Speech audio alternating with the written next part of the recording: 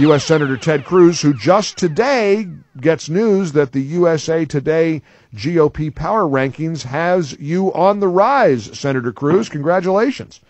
Well, thank you, Mike. It's great to be with you. Thank you for having me. Always appreciate the time that you can spend on the campaign trail.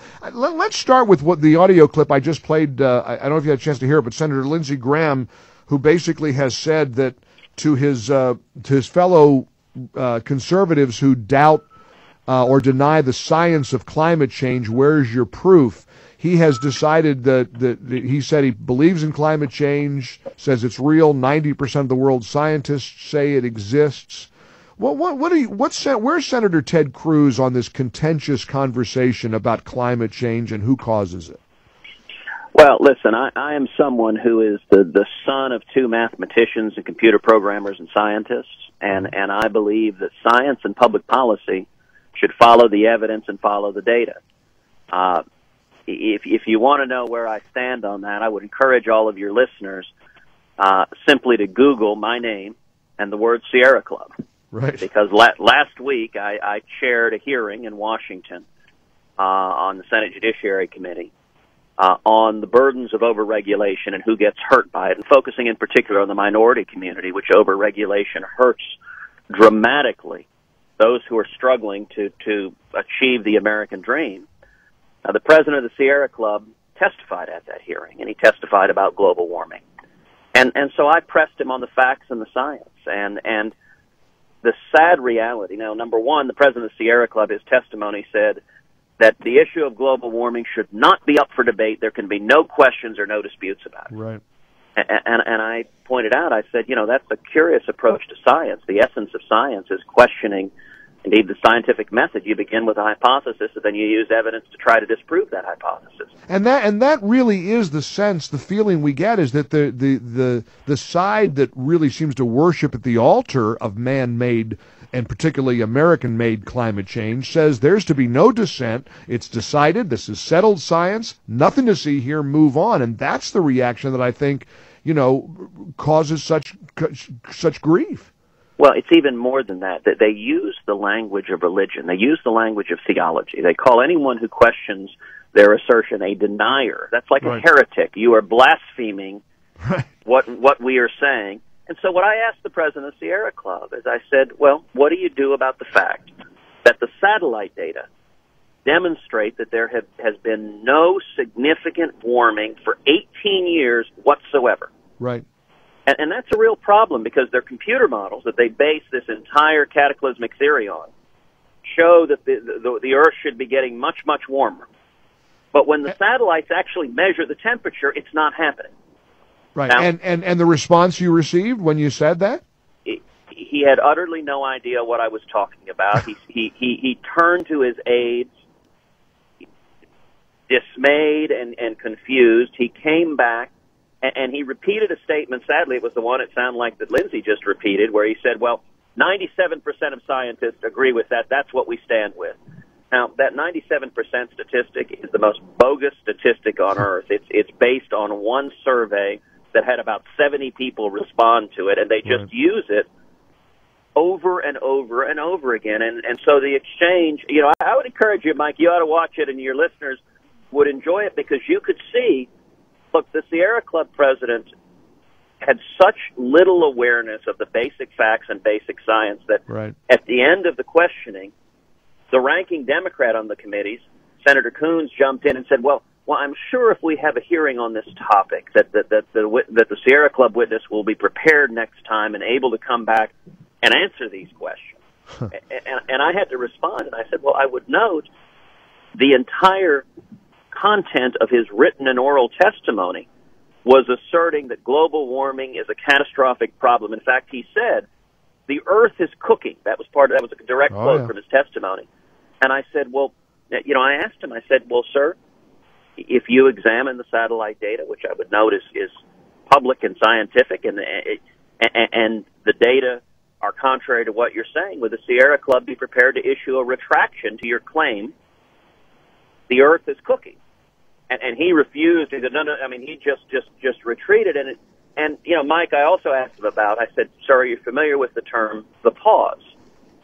And he at first didn't know what it was, and then he conferred with his staff behind him, and he said yes.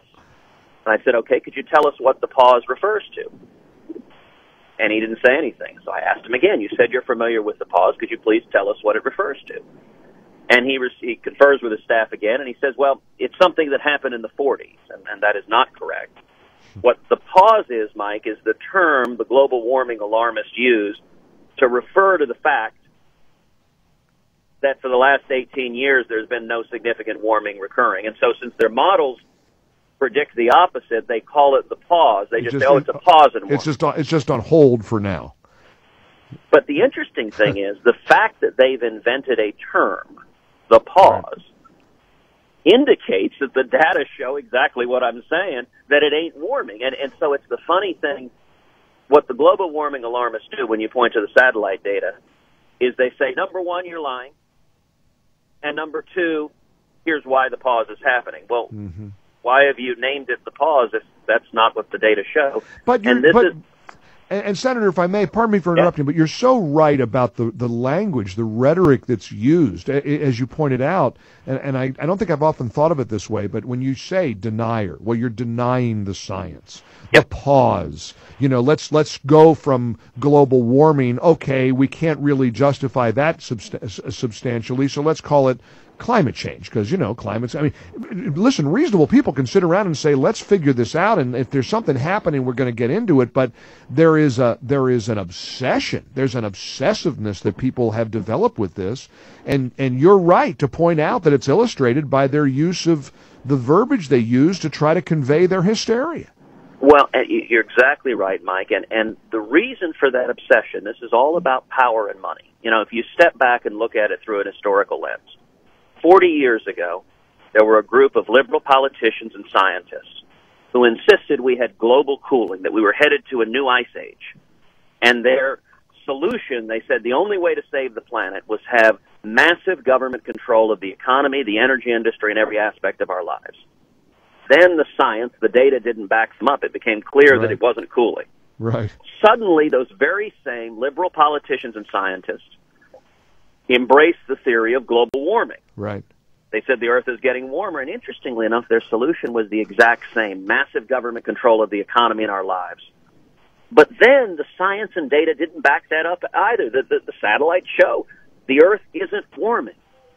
So then the theory transmogrified a third time into climate change. And I got to say, Mike, climate change is the perfect pseudoscientific theory for a liberal politician who wants more power, because it can never be disproven. If it gets hotter or colder, wetter or drier, whatever happens, the climate's always changing. That's been true from the dawn of time. Right. And their solution, again, with no hint of irony, is massive government control of the economy and our lives. When people propose the exact same solution to a whole series of problems that prove to be contrary to the data, it starts to make you think maybe they just want more power and money over our lives. And that's what this is all about.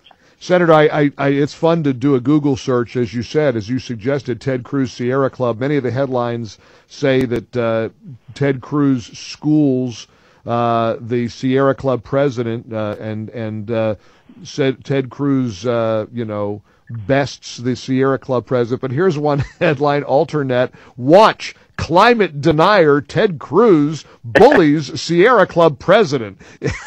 So, there you go. That gives you an idea. But we'll do you one better. We're not just going to watch it online. We're going to play it on the air, if you don't mind, because I can't wait to share that with my listeners. Senator Ted Cruz with us here on the Mike Gallagher Show. May I please personally congratulate you as the lead co-sponsor of the Stop Sanctuary Policies and Protect Americans Act. Americans are clamoring for some common sense on this maddening sanctuary city problem we have. Walk us through the bill and what it would do, and what you think the chances are. Sure. So next week the Senate is going to take up and vote on this bill that I've introduced along with David Vitter and Chuck Grassley, and it is a bill that does two things. Number one, it ends sanctuary cities. It cuts off federal funds for any city that led by Democratic mayors and city councils declares itself a sanctuary city, says that it will actively frustrate federal immigration law. This bill says fine, then you're not getting any more federal money until you comply with the law.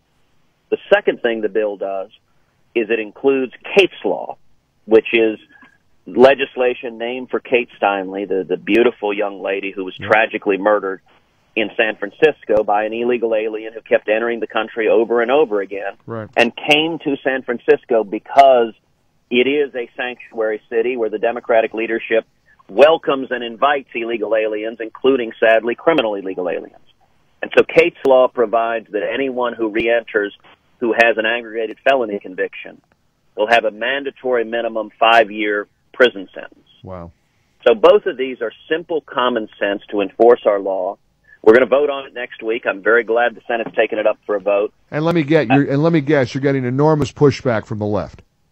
The left is almost uniformly opposed to it. I think it is likely we will see a party line or nearly party line vote. Good. And it will become abundantly clear that Democrats not only, number one, support illegal immigration, but number two, support sanctuary cities and these policies that are releasing violent criminal illegal aliens and causing unspeakable crimes and public safety threats. Right. Senator, I know how busy you are. Got about a minute and a half left, but I don't want to let you go without asking you about the Federal Reserve. You've spoken about this, how zero interest rates are just killing Americans' savings. Can you address that for a moment? You're exactly right. Look, I'm deeply concerned about the Fed. The quantitative easing, QE 1, 2, 3, infinity, has debased our currency. And it is, number one, hurting seniors profoundly. People who've saved their whole lives, who've been frugal, are finding their savings undermined by the Fed's policies. But number two, it is hurting people who are struggling. You know, you think of a single mom who's waiting tables. She goes out and buys, she's seen in the last 6.5 years, the cost of eggs going up, the cost of milk, the cost of chicken, the cost of ground beef. Her electricity bills are skyrocketing. Her health insurance premiums are skyrocketing. And her wages are stagnating. Mm-hmm. That's why people are hurting. We need to audit the Fed. I'm an original co-sponsor of Ron Paul's Audit the Fed bill, and we need to get back to sound money so that we can protect people's investments. And you know, I would note finally, I know we're running out of time here, but I'll just note for folks that want to learn more about the campaign, we are seeing incredible momentum across the country, people volunteering and contributing at tedcruz.org, tedcruz.org. I'd encourage folks to sign up and join us because really the momentum is surging. Oh, you've gotten some record donations recently, and there's a report I read this morning that shows the fundraising is really tons of momentum. So feel free, our listeners who want to support, you go to tedcruz.org. You're going to pull up some popcorn and watch the Democrats debate tonight, Senator? It should be lively. I'm looking forward to hearing Hillary Clinton explaining how she's every bit as much of a socialist as Bernie Sanders is. We shall see. Senator Cruz, always great getting your perspective. I thank you so very much. Keep fighting the good fight, sir. Take care. God bless. God bless you. Ted Cruz on the Mike Gallagher Show.